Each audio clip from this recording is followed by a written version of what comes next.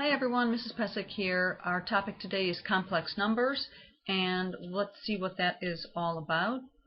First of all, let's take a look at an example. If we're going to solve x squared plus 1 times x minus 3 equals 0, remember we've got two things here being multiplied together to give us 0, so one of them has to equal 0. So either x squared plus 1 equals 0, or the x minus 3 equals 0. If we're solving this one, just add 3 to both sides, and you get a solution to be x equals 3. So that's one of the solutions of this equation, and we could write that in a solution brace. At least we're going to start that up. But what about this other part, x squared plus 1? If we subtract 1 from both sides, we get x squared equaling negative 1. Well, what are the solutions there? What number could I square to get negative 1? Well, the answer is there is no real number that we could square to get negative 1, but there is a number that we could square to get negative 1. But to get that solution, we would have to step out of the real number system. And in order to do that, we should take a look at what is known as the imaginary unit. The imaginary unit is defined as I equaling square root of negative 1. So, for example, x squared equaling negative 1. Because if we take the square root of both sides of this equation, don't forget the plus or minus, we would get x equaling plus or minus the square root of negative 1. And that means that x would equal I, or it would equal negative I, because we would have plus or minus I.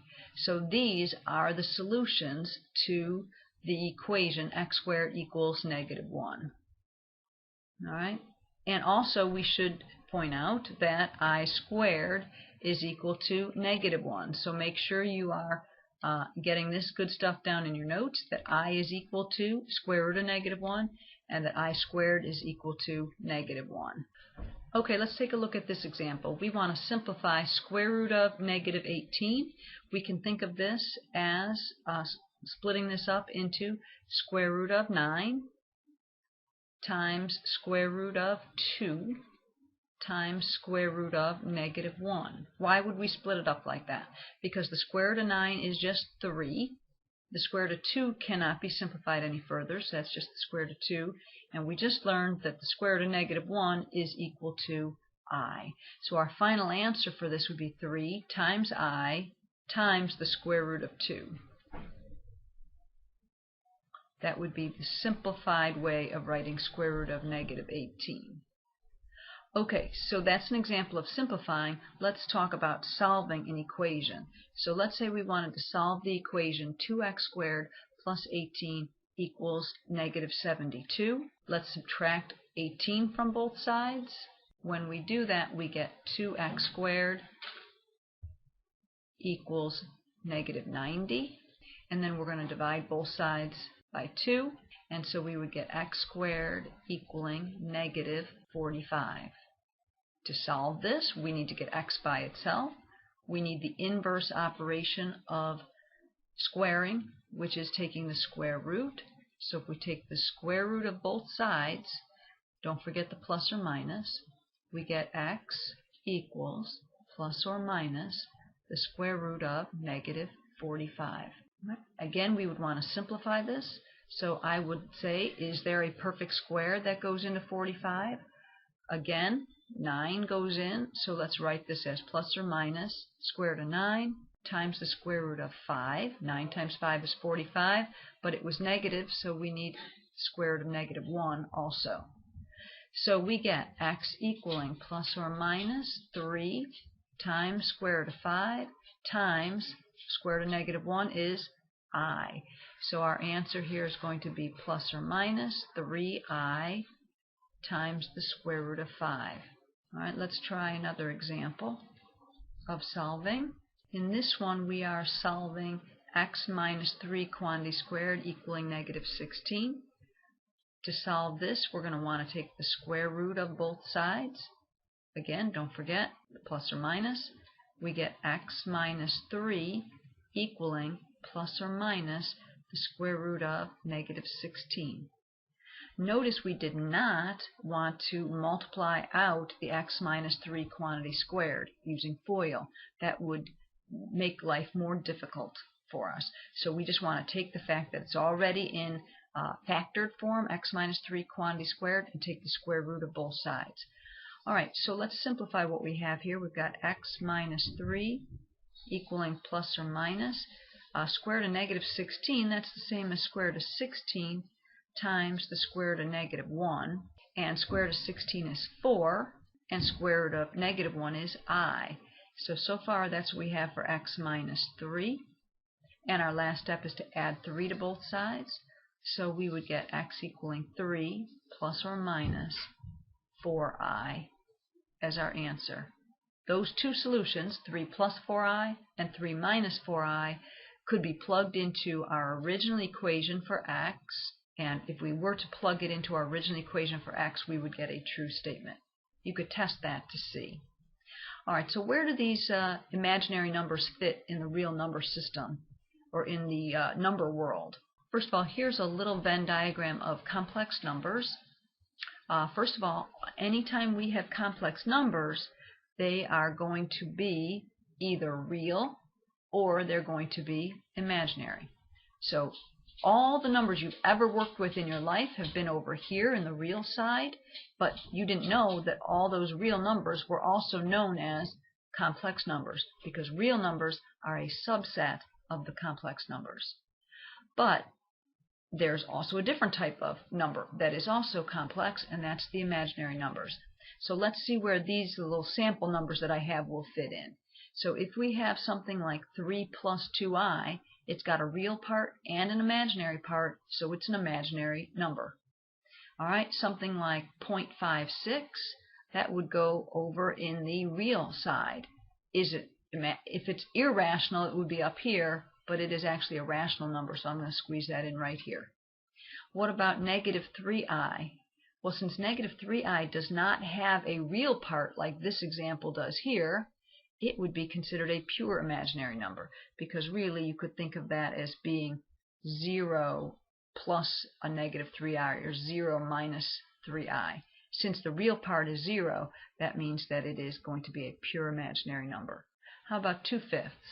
2/5 is a rational number, so it is underneath the heading of real. But keep in mind, 2/5 is a complex number.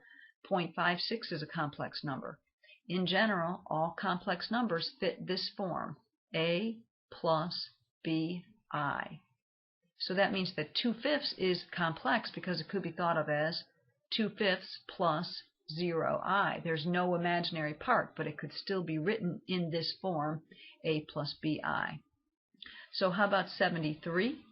That is a real number. It is a rational number, and it also happens to be an integer. So I'm going to put it right here. Integers are a subset of the rationals.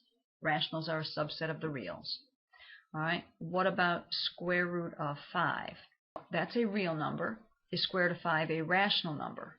No. You cannot write it as a ratio of two integers, so it's going to stay right there. But keep in mind, even square root of 5 is a complex number. It could be thought of as square root of 5 plus 0i. But since the imaginary part is 0, that's why we can just write square root of 5. How about negative 5 minus 6i? Well, that's not real because it's got an imaginary part. That has to go over here. It's still a complex number, but because the imaginary part, the b value for the imaginary part is not 0, it's an imaginary number. Pi, well, that's not an imaginary number. That is a real number, but it's not rational, so it stays out here. How about negative 5? That's not imaginary. That is a real number, but we can get even more specific. It is rational because we could think of it as negative 5 over 1, but it's also an integer, so I'm going to put it right there. How about 14i? Well, we see the imaginary part there. We see the I. It could be thought of as 0 plus 14i, though, so it's going to be considered a pure imaginary number. And how about this one, 9 plus 0i? Again, it's a complex number because it fits this form, but because the imaginary part is 0, that would actually be an integer. All right, and of course you don't have to write that 9. You don't have to write the plus 0i part on there. It would just be the number 9. Alright, so let's talk about operations with complex numbers. If we were going to add two complex numbers together, remember complex numbers of the form a plus bi. If we want to add these together, we would want to add the real parts together. So that would be 3 plus a negative 6. Those are the real parts. And then we would want to add the imaginary parts together. That's 2i plus 4i. So the 3 plus negative 6, that adds up to negative 3. And the 2i plus 4i adds up to 6i. So this would be our final answer, negative 3 plus 6i. Let's try an example of subtracting.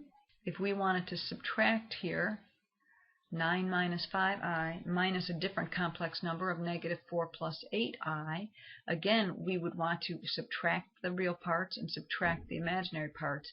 It might be helpful, however, to change this minus into a plus, but then we would need to change both of these signs here. So I'd make that a positive 4 and make that a negative 8i. So now it's just an addition problem. So we can just add the real parts, 9 plus 4, and add the imaginary parts, which would be a negative 5i and a negative 8i.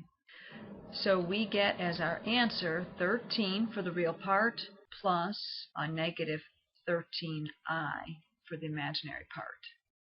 Okay, let's try an example of multiplying.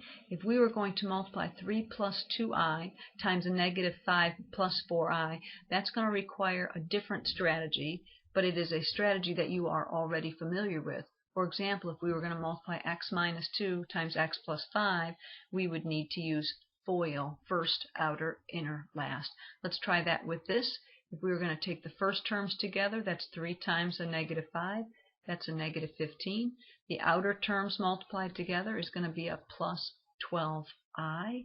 Inner terms multiplied together is going to be a negative 10i. And last terms multiplied together, 2i times 4i. The 2 times the 4 is 8, and the I times the I is I squared. It's okay to combine like terms, so we can add the 12i and the negative 10i and get 2i. So far we have negative 15 plus 2i plus 8i squared. But before I write 8i squared, do you remember what I squared is equal to? Earlier in this video we talked about this. I squared is equal to negative 1. So this is really going to be plus 8 times a negative 1. So I have negative 15 plus 2i minus 8. And negative 15 minus 8 is a negative 23. And so in complex form, we would have it as negative 23 plus 2i. Let's take a look at a dividing problem. If we wanted to divide 4 minus 2i by 3 plus 7i, we could do that by hand. But let's use the calculator instead. So let's divide this on our calculators. You need to be on a calculator page. So if I go to Doc, I want to add a calculator page. And what I'm trying to do on this calculator page is the problem that we just saw, 4 minus 2i over 3 plus 7i. So I'm going to enter 4 minus 2i. So I'm going to type in a fraction template first, so control divided by, and I've got 4 minus 2, and then to get the I want to push the pi button down here and choose the I from the menu. And then I go down click to get to the denominator, and my denominator was 3 plus 7i.